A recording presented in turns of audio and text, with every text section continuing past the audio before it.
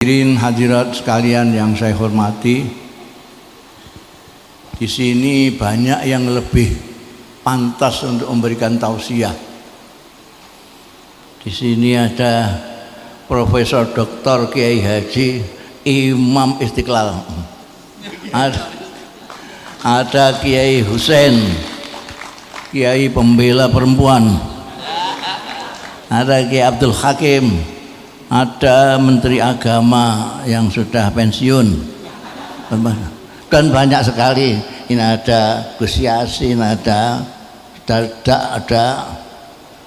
pokoknya ada yang banyak yang lebih pantas untuk tausiah. Karena itu saya akan dongeng saja. Nanti ambillah dari dongeng itu kalau ada tausiahnya. Kalau tidak ada ya sudah, tadi saja yang sudah dianggap tausiah.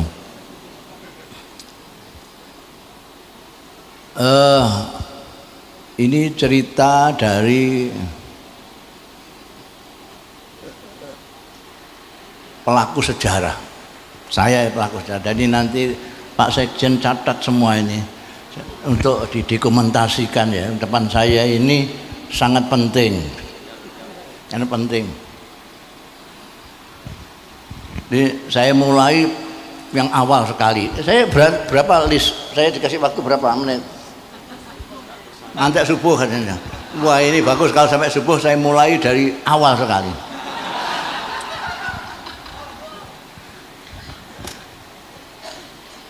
Banyak yang mengatakan bahwa Gus Dur itu drop out dari Al-Azhar.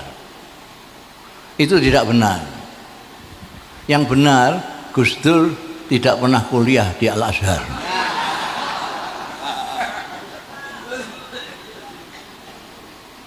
Jadi Gus Dur lebih dulu datang sebelum saya, tapi beliau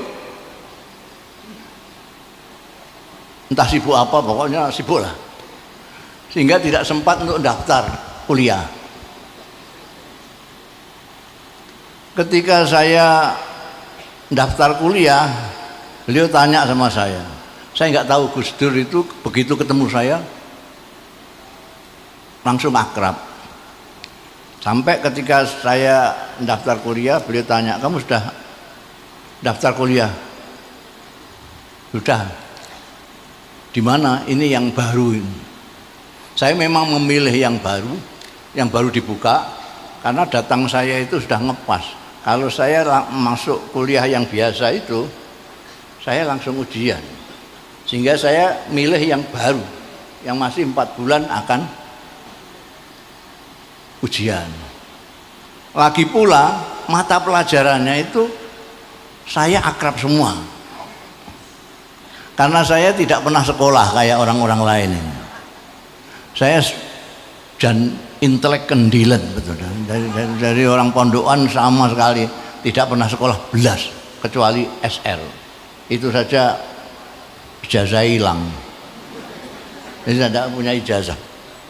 Kelas 1 sanawiyah drop out. Jadi saya di pesantren Nirboyo, pesantren Krapyak, pesantren ayah saya sendiri di situ. Jadi saya milih yang kira-kira mata pelajarannya itu aku pernah dengar itu, tauhid, Quran, tafsir, hadis. Tak pilih yang begitu, karena saya kalau yang lain-lain kan ada biologi, ada bahasa Inggris, yang saya nggak mudeng kabeh itu, nggak pernah sekolah. Saya milih itu. Lah Gus Dur tanya, sampean di mana? Saya di Al-Qismul Ali, ini yang baru dibuka. Ya sudah saya ikut, tanpa tanya kenapa saya di situ. Terus saya ikut gitu aja. Ikutlah daftar.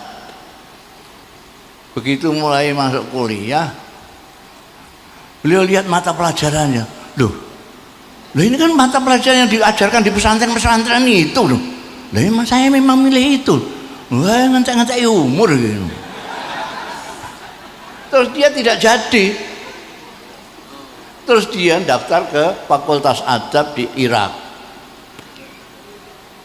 Jadi dia memang tidak pernah kuliah di Azhar, bukan kok drop out. Ya, ini melempangkan yang tidak benar itu. Kemudian beliau ke Irak. saya melanjutkan di situ. Ternyata lulusnya dulu beliau. Gus Dur lulus, saya belum. Karena saya masih punya utang pelajaran satu. Beliau lulus terus pergi ke Belanda. Dari Belanda kirim surat sama saya 12 lembar. Ini Nisa pernah membaca itu. Tak tunjukkan, masih saya simpan. Antara lain dia mengatakan dalam surat itu, kamu kalau sudah selesai cari utangan, terus nyusul saya. Cari utangan terus nyusul saya, dibilang. Saya dapat kerjaan gajinya besar sekali. Sampean juga sudah saya carikan pekerjaan yang gajinya juga besar. Belakangan ini kawan saya yang di Belanda yang disuruh carikan kerjaan beliau ini cerita sama saya, Gus Dur waktu ketika datang itu saya mau dicarikan pekerjaan yang bayarannya besar. Wah Gus, kalau pekerjaan yang gajinya besar di sini itu, yang tenaganya besar, itu kasar sekali. Nggak apa-apa, pokoknya gajinya besar. Terus dicarikan dapat pekerjaan ngepel kapal induk.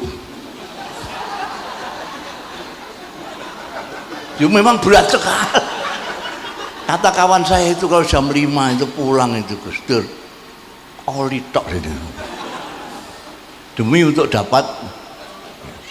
Lah sampean sudah saya, suratnya kepada saya, dan sampean sudah saya carikan pekerjaan yang gajinya juga besar, meskipun tidak sebesar gaji saya, tapi besar juga, yang saya sesuaikan dengan keahlian sampean, yaitu bagian nggawe reklame, gambar-gambar reklame itu. Karena dia tahu saya suka gambar-gambar itu, digalekna menggawean. Itu rapi suratnya itu. Nanti sekian bulan gaji kita berdua sudah bisa kita belikan mobil second. Nanti kita pulang lewat darat setelah sekian bulan memakai mobil second itu. Kawan-kawan yang akan kita lalui sudah saya hubungi semua, saya sudah surati semua. Tanggal sekian start, nanti sampai Sumatera sekian, nanti kita putar-putar Sumatera dulu ke kawan-kawan, terus baru pulang. Di dalam perjalanan itu nanti kita bisa berbicara banyak tentang NU, bagaimana bisa bermanfaat penuh untuk Indonesia. Itu kalimatnya itu, NU itu bukan tujuan.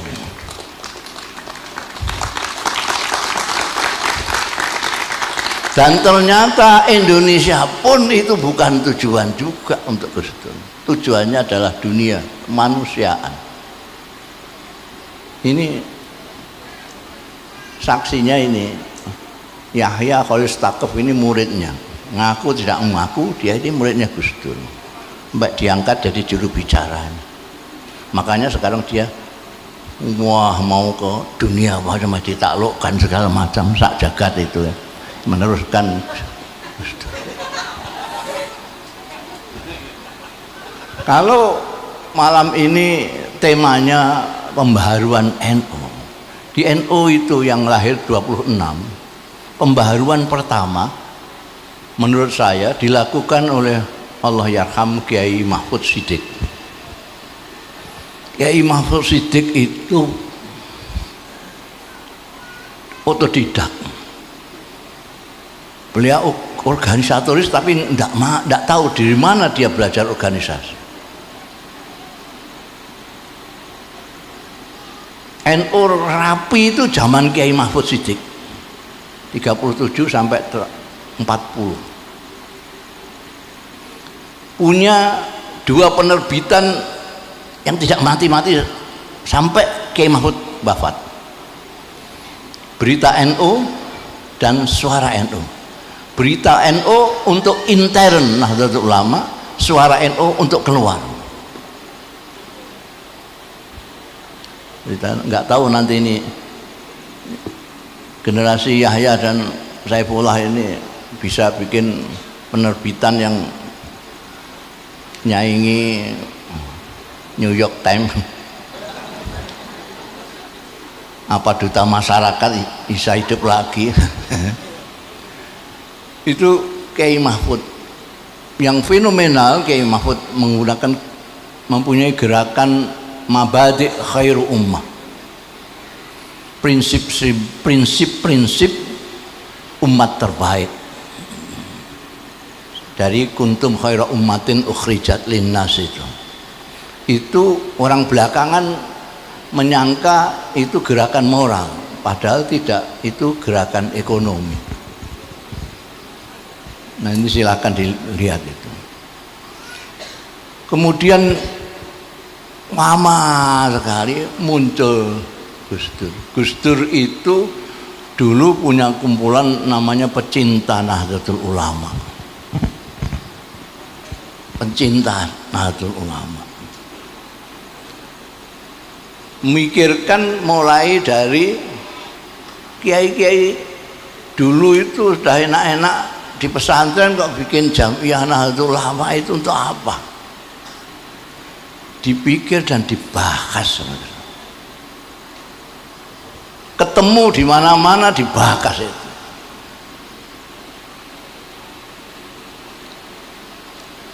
Sampai kalau tadi ada diceritakan tentang apa namanya khitoh kembali ke tahun 26, itu sebetulnya bukan kembali ke 26, ya khitoh Nahdlatul Ulama.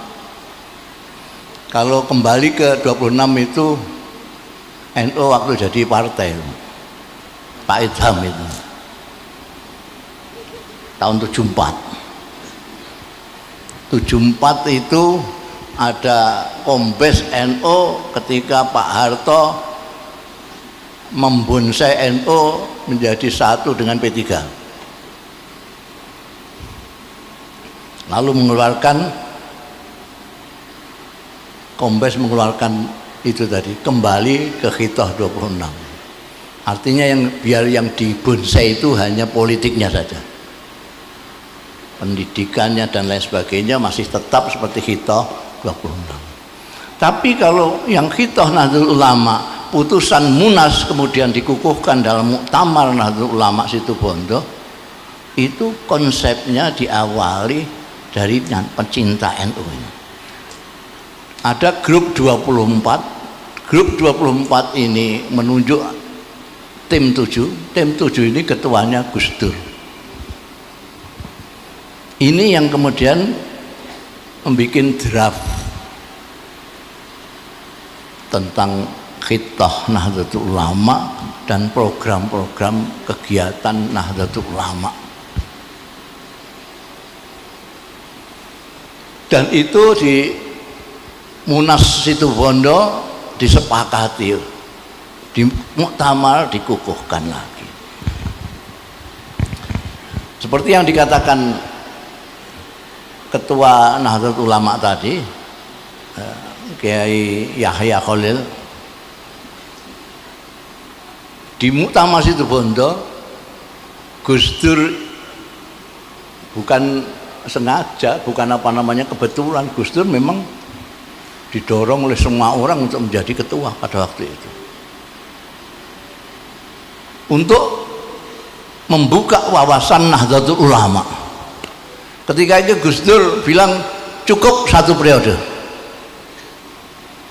untuk membuka wawasan NU ini, sehingga nanti akan kita lihat pada zamannya Gus Dur itu khitoh Nahdlatul Ulama itu jelas ditulis di situ bahwa Nahdlatul Ulama itu khidmahnya bukan untuk orang Islam, apalagi untuk NU saja, tapi untuk masyarakat, untuk kemanusiaan. Sayangnya orang-orang NU termasuk pengurusnya itu jarang baca khitoh itu, padahal cuma 9 butir. 9 butir. Gus Dur menyatakan cuma satu periode selesai nanti sudah. Tapi beliau lupa kelakuannya orang NU itu kalau sudah seneng. Jadi muktamar berikutnya di Yogyakarta, meskipun banyak hantaman dibully bahasa sekarangnya, bully sana sini, Gus Dur terpilih secara aklamasi. Di Krapek itu aklamasi, tidak ada pilihan. Kemudian Gus Dur setelah itu ini nuruti wong NU satu periode ini. Bariku wis sakuleren.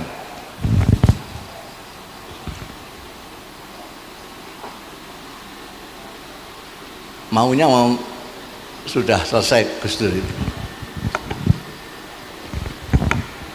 Tapi paman saya, Allah yarham, Kiai Misbah Mustafa, yang karangannya banyak termasuk tafsir dan segala macam, itu dulu pengkritik Gus Dur yang paling hebat.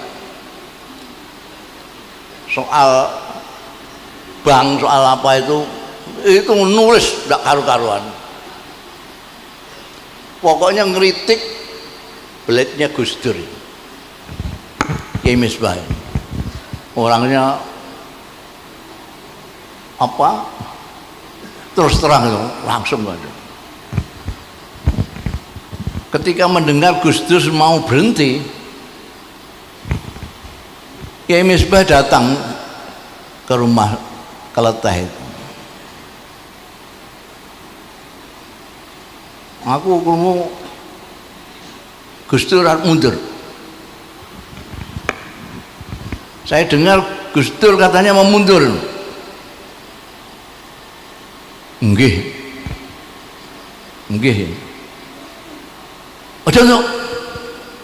Jangan boleh. Jangan boleh mundur. Terus saja. Ini saya bilang, jenengan iki ngeritik napa sing dilakoni Gus Dur jenengan kritik kok saniki ajeng mundur mboten lalu. Goblok kowe iku. Perbedaan pendapat itu fitri, kowe iku bodoh. Lho kene Abdurrahman gak terima ben jawab ini. Itu aturannya wong berbeda pendapat itu diskusi. Kok terus mangkel-mangkelan ora nyalon barang ngono iku apa? Ini kata paman saya. Saiki iki genting. Itu enggak tahu gentingnya apa, saya enggak tahu. Iki sing dibutuhno saiki iki wong sing kaya Abdurrahman iku. Sing ngalim tur pinter. Ngalim pinter tur berani. Ngalim tur berani. Alim wasaja. Nek ngalim tok ora wani jereh. Iki engko ora iso rapuh, ora iso apa-apa. Gak ono gunane iki engko. Iki engko ning ngarep kan.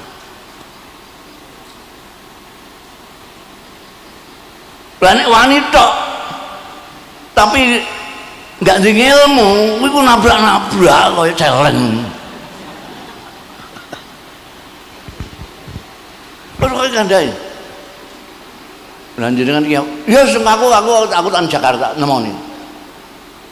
Sampai ke Jakarta. Ternyata menghadapi Cipasung itu memang kondisinya luar biasa.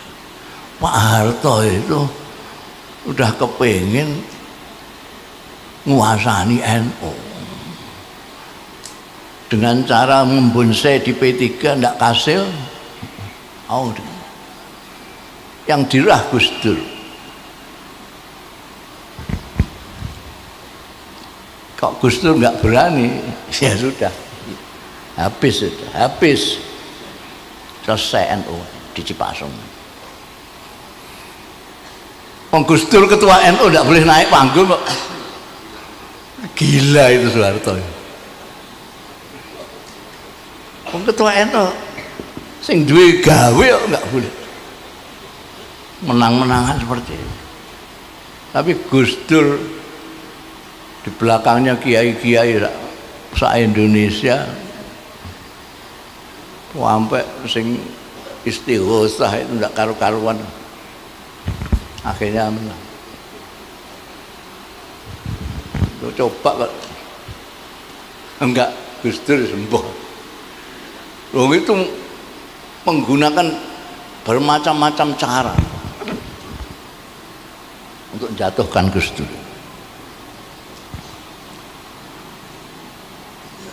Dan kemudian ternyata Gus Dur berhasil menyelamatkan NU, meskipun sampai situ masih tetap enek ontran-ontran yang tidak berarti, karena NU ini memang didirikan oleh orang-orang yang mukhlis, ya orang-orang yang ikhlas, yang tidak punya pamrih apa-apa. Jadi hati-hati kalau dengan NU, wani-wani sekualat, enang kualat.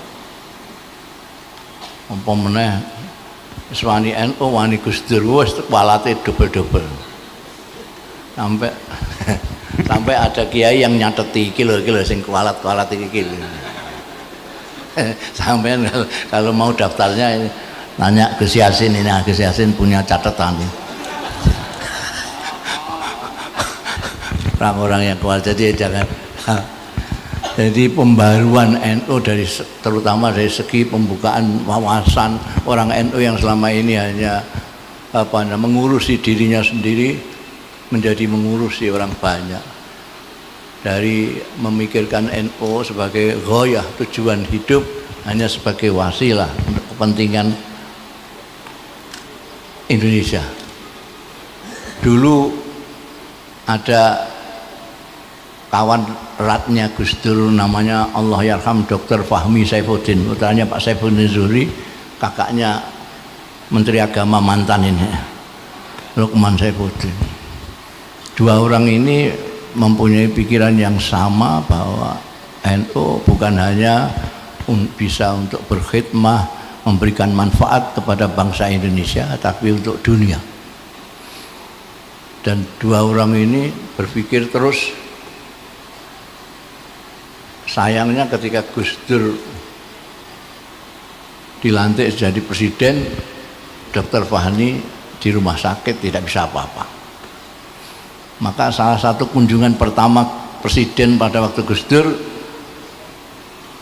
nilai Dr. Fahmi. Dr. Fahmi nangis, Gus, ternyata sampean sudah bisa jadi pemimpin bangsa, pemimpin negara, saya tidak bisa bantu apa-apa. Kata Gus Dur, ya masih Gus Dur itulah, tenang Mi, kamu tidak usah mikir itu lah. Saya sekarang ini kalau berobat tidak membayar. Banyaknya adanya mesti aja presiden obat berapa membayar itu. Jadi kalau saya Gus Dur jarang-jarang ke keluarga ini bukan menurut saya bukan karena Gus Dur sibuk di NU, sibuk di mana-mana, tapi karena Gus Dur itu memang miliknya orang banyak. Jadi ya itu kehebatannya Bunyai Nuriyah dan putra-putranya itu. Beliau itu sadar betul bahwa Gus Dur itu punyanya orang banyak. Sebab kalaupun protes ya percuma. Percuma. Gus Dur itu dulu itu pindah-pindah rumah. Jadi saya tahulah rekosone Nyai Nuriyah dulu tahu. Di Jakarta itu kayak kucing anak-anak, pindah rono. Kenapa saya tahu? Karena setiap saya ke Jakarta itu jujukan saya mesti ke situ. Bentar, saya mau ke Jakarta. Loh, sampean udah tahu rumah saya belum? Ya sudah gitu, sudah pernah.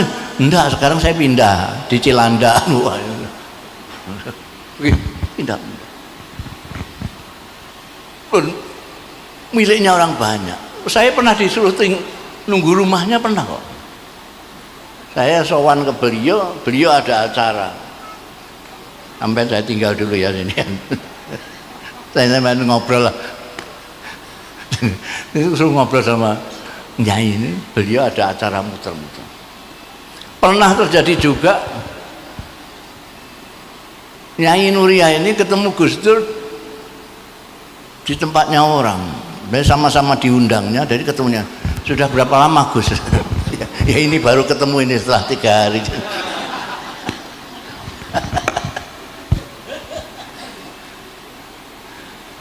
Itu Gus Dur miliknya orang banyak, dan miliknya Gusti Allah Ta'ala.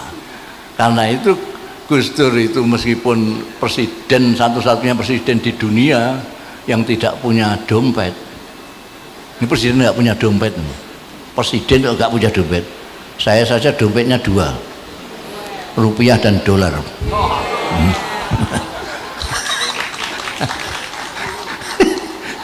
Gus Dur presiden nggak punya dompet.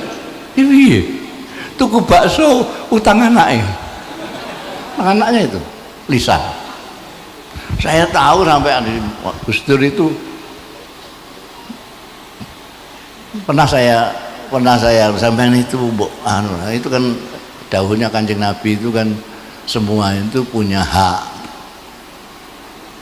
Inna li jasadika alaika hak, inna li ahlika alaika hak. Ini keluarga sampean tinggal. Loh, sampean nanti saksikan sendirilah. Meskipun saya jarang-jarang ketemu keluarga, tapi kualitasnya, dia begitu. Dia selalu bisa menjawab itu. Dia semua aku tak delok kualitasnya kayak apa. Memang luar biasa, luar biasa. Dengan putra-putranya itu tidak pernah kok putranya begini terus dilarang-larang, nggak pernah.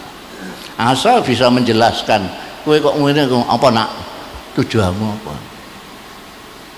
Kalau bisa menjelaskan ya. Dan tidak pernah nek urusannya di luar terus digawa ning omah, ya mumet kabeh wong sak omah. Pengurusannya semua kayak itu ya Gus Dur. Jadi seperti halnya ketua NU tadi yang yakin bahwa Gus Dur itu wali dengan alasannya sendiri, alasan pribadi dan sosiologi tadi. Karena kalau saya tidak pakai alasan. La ya'riful wali illal wali.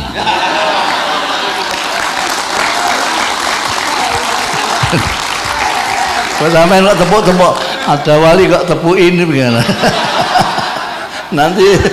nanti badal enggak jadi sih. Jadi betul. Ini guyonannya Ainun Najib ini sampai sekarang malaikat mungkar nangkir belum ketemu sama Gus Dur. Karena ditunggu itu masih terus banyak orang. Jadi bukan nangkir itu kan nanya itu setelah pada pergi semua. Ini sejak wafatnya sampai sekarang masih terus orang datang terus. Malaikat nggak datang sampai sekarang ini. Kalaupun datang itu Gus Dur sudah la khaufun alaihim wa lahum yahzan. Itu ciri-cirinya. Sampai kalau kepengin lihat wali ya segampang saja. La khaufun alaihim wa lahum yahzan. Dalilnya Quran asli. Udah ning di Jakarta gak dalil iku kok ditakokno dalilnya apa. Dalil Quran. Dalil Quran. Gus Dur itu la khaufun alaih wa la yahzan. Itu ciri-cirinya wali, orang tidak bisa ditaklukkan oleh ketakutan dan tidak pernah susah. Kok sampean mikirno Gus Dur seperti itu, wah susahmu mbah kaya apa? Mikir keluarga, mikir iku, mikir dunia. Gus Dur tidak pernah susah. Saya kira itu ada tausiahnya apa enggak tadi itu? Jadi sampai ambil dari sana itu. Ya, tausiahnya adalah kalau kita mengaku menyintai Gus Dur, kita harus berusaha semampu kita untuk meneladani semampu kita. Mampunya apa? Ada yang mampunya jadi kere, mampunya zuhud. Ini rada berat, ini yang kelasnya Kiai Husain ini. Kelasnya Kiai Husain itu yang zuhud itu. Jujur, udah gampang-gampangan aja, jujur, berani, ya, tanggung jawab, welas asih. Tadi dibacakan oleh tadi mukriknya tadi, itu yang menjadi pegangan kiai-kiai NU sampai Gus Dur. Laqad ja'akum rasulun min anfusikum azizun 'alaihi ma anittum harisun 'alaikum bil mu'minina raufur rahim. Itu pegangannya kiai-kiai, menyontoh Kanjeng Nabi Muhammad sallallahu alaihi wasallam. Kanjeng Nabi Muhammad sallallahu alaihi wasallam itu diberikan oleh Allah sendiri dalam ayat ini bahwa beliau azizun alaihi ma'anitum. Nabi Muhammad sallallahu alaihi wasallam itu tidak tahan melihat penderitaan umatnya. Azizun alaihi ma'anitum. Berat terasa baginya, kalau menurut terjemahannya Kementerian Agama, berat terasa bagi Kanjeng Rasul penderitaan umatnya. Kalau saya menerjemahkannya, Kanjeng Nabi Muhammad itu tidak tahan melihat penderitaan umatnya. Azizun alaihi ma'anitum harisun alaikum, penuh perhatian terhadap umatnya, penuh perhatian kepada umat. Jangan sampai ada umatnya yang tersesat, jangan sampai ada yang menderita. Dan Aisyah bil mu'minina raufur rahim. Itu yang akan ditiru oleh kiai-kiai. Karena itu saya mempunyai definisi sendiri. Kiai-kiai NU itu alladzina yanzuruna ilal ummah bi ainir rahmah. Kiai-kiai NU itu adalah kiai-kiai yang melihat umat dengan mata kasih sayang. Melihat orang tidak tahu diberitahu, melihat orang bodoh dikasih pengajian, melihat orang yang ya kayak Gus Dur, contoh yang paling jelas. Mudah-mudahan ini bisa menjadi fatwa ya, bermanfaat untuk diri saya dan Anda sekalian.